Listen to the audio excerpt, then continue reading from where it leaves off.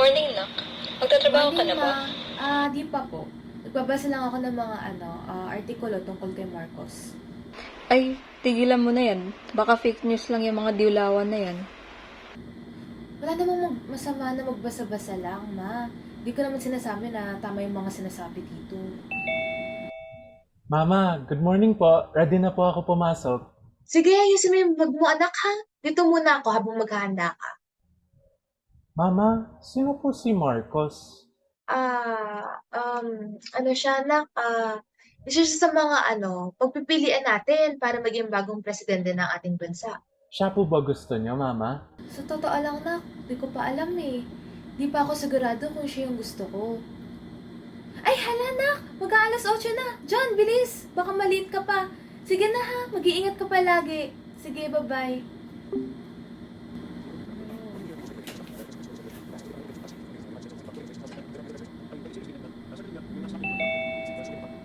Nak, nanood ako ng mga balita. Frontrunner na daw si Marcos. Maniwala ka sa akin. Walang mararating yung panonood mo tungkol dun sa iba. Lalo na dyan kay Lenny. Hindi ko alam kung bakit ba meron pa rin may gusto dyan. Si Marcos lang yung mga kakayahang maging presidente. Tatay niya naging presidente.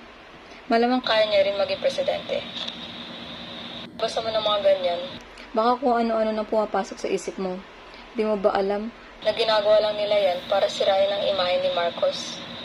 Alam nilang talo na sila, kaya gumagawa na lang sila ng mga kwento. Hindi naman po sa pero base po kasi sa mga nabasa ko, marami rin naman magagandang kwalifikasyon si Lenny. Tsaka abogado siya, alam niya kung paano yung bagay-bagay sa politika.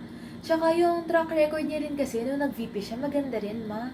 Ay naku anak, sinasabi ko sa'yo, madaling maloko sa ganyan, fake news yan. Paninira nila yan. Mama, may napili ka na ba? Ikaw, naalala mo pa talaga, ha? Siguro, nak, meron na. Di lang ako sigurado kasi sabi ng marami, iba raw yung piliin ko. Pero, yung tingin ko magiging okay sa atin, ito, para sa'yo. Di ko rin alam kung dapat bang piliin yung tingin ko. Kahit hindi yun yung gusto nila, mama.